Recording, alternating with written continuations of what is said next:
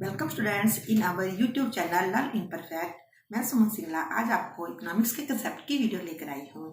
जैसे कि आप जानते हैं कि नॉर्वे के ओस्लो विश्वविद्यालय के प्रसिद्ध इकोनॉमिस्ट रैग्नर फिशर ने 1933 में इकोनॉमिक्स को 2 पार्ट्स में डिवाइड किया, माइक्रो इकोनॉमिक्स और macro economics. Number 1 micro economics, जिसमें कि हम इंडिविजुअल लेवल पर हम इकोनॉमिक प्रॉब्लम्स की स्टडी करते हैं, जैसे कि एक फर्म की डिमांड या सप्लाई या पर कैपिटा इनकम एटसेट्रा। और इन द मैक्रो इकोनॉमिक्स, जिसमें कि हम एग्रीगेट लेवल पर इकोनॉमिक प्रॉब्लम्स को सॉल्व करते हैं as a economy as a whole, जैसे कि एग्रीगेट डिमांड, एग्रीगेट सप्लाई और नेशनल इनकम। तो इसलिए माइक्रो और मैक्रो इकोनॉमिक्स के बारे में, जिसे हम विशिष्ट शास्त्र और समिष्ट शास्त्र कहते हैं, इसके बारे में जानकारी लेनी बहुत जरूरी है। तो माइक्रो और मैक्रो इकोनॉमिक्स के डिफरेंस की वीडियो मैंने पहले आपको बनाकर दी हुई है, उसका लिंक ऊपर आई बटन में आ रहा है। जिन स्टूडेंट्स ने माइक्रो और मैक्रो के बारे में डिफरेंस को क्लियर नहीं किया है वो वीडियो जरूर देख लेना। और आज हम इसमें मैक्रो इकोनॉमिक्स के पार्ट 2 में मैं आज आपके लिए कंज्यूमर गुड्स और कैपिटल गुड्स के बारे में डिफरेंस को क्लियर करूंगी, ताकि आपको सभी मैक्रो इकोनॉमिक्स के कंसेप्ट क्लियर हो जाए। तो सभी स्टूडेंट्स एंड तक वीडियो जरूर देखिएगा और चैनल को सब्सक्राइब कर लीजिएगा और बेल आइकॉन के ऑल नोटिफिकेशन को प्रेस कर दे, ताकि मेरी आने वाली हर वीडियो आप तक पहुंच जाए। तो आओ हम कैपिटल गुड्स और कंज्यूमर गुड्स के डिफरेंस को डिस्कस करते हैं।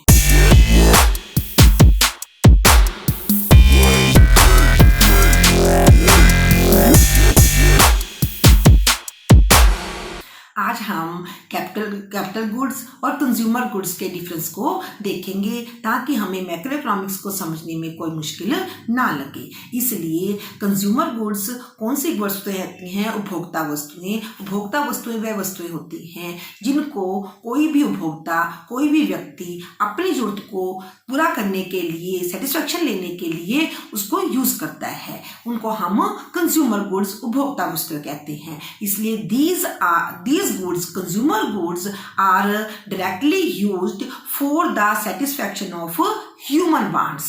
जो भी मनुष्य की जरूरत को पूरा करती हैं वो सभी कंज्यूमर गुड्स हैं। कोई भी हो सकता है, टीवी, फ्रिज, एयर कंडीशंस, दूध, सब्जी, फल, फ्रूट, ऐसे कुछ भी जो वस्तुएं, क्लॉथ्स, कार, कोई भी वस्तुएं जो कि मनुष्य की जरूरत को पूरा करेंगी, उन्हें हम कंज्यूमर गुड्स कहते हैं।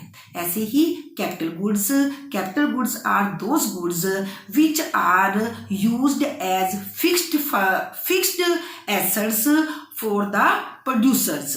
जो प्रोड्यूसर्स और वस्तुओं को प्रोड्यूस करने के लिए फिक्स एसेट्स, उनके स्थिर साधनों के रूप में उनको प्रयोग करते हैं। जिन वस्तुओं से और वस्तुएं प्रोड्यूस की जाती हैं, पैदा की जाती हैं, उनको हम कैपिटल गुड्स कहते हैं। इसलिए कैपिटल गुड्स जो है उनको हम कई सालों तक रिपीट करके या उनको यूज कर सकते हैं। एक बार यूज करने से वो खत्म नहीं होती। उनको एक बार यूज करते हैं, एक बार हम परचेज करते हैं, तो वो कई सालों तक बार बार और वस्तुओं को प्रोड्यूस करने के लिए प्रयोग किए जाते हैं, जैसे कि प्लांट या मशीनरी या बिल्डिंग एक्सेट्रा। ये सभी कैपिटल गुड्स हैं। Second, consumer goods are not used in the production of other goods। Consumer goods, उपभोक्ता वस्तुओं को हम और अन्य वस्तुओं को यूज करने के लिए प्रयोग नहीं करते, जैसे कि कोई ice cream, sugar, milk, TV, fridge, ये सभी कंज्यूमर गुड्स हैं। और कैपिटल गुड्स जिनको हम रिपीटेडली यूज करते हैं सेवरल ईयर्स तक, इसलिए these are called capital goods like plant and machinery. Third, capital goods, consumer goods are low value goods. Consumer goods capital goods की कंपैरेटिवली इनकी वैल्यू कम होती है। इसलिए और कैपिटल गुड्स जो हैं these are high value goods. ये अधिक मूल्य की वस्तु होती हैं, क्योंकि एक बार हम इसको परचेज करते हैं और कई सालों तक इसको यूज करते हैं।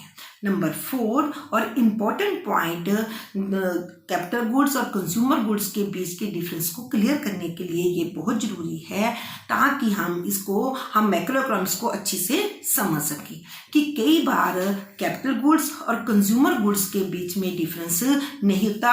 गुड्स सेम होती हैं, लेकिन उनको हम कई बार कैपिटल गुड्स के रूप में यूज़ कर लेते हैं, कई बार वो कंज्यूमर गुड्स के रूप में यूज़ की जाती हैं। इसलिए the distinction of same good depend on the end use of the good, कि हमें कोई भी वस्तु एक ही है, सेम है, लेकिन उसके एंड यूज में, फाइनल गुड आखिर में कैसे यूज करनी है उसके ऊपर डिपेंड करता है कि वो कैपिटल गुड है या कंज्यूमर गुड है। जैसे कि हम अपने इजी एग्जांपल ले सकते हैं, पेपर, कागज। अगर कागज को कोई भी स्टूडेंट यूज कर रहा है लिखने के लिए, पढ़ने के लिए, एग्जाम की तैयारी करने के लिए, तो that is called consumer good.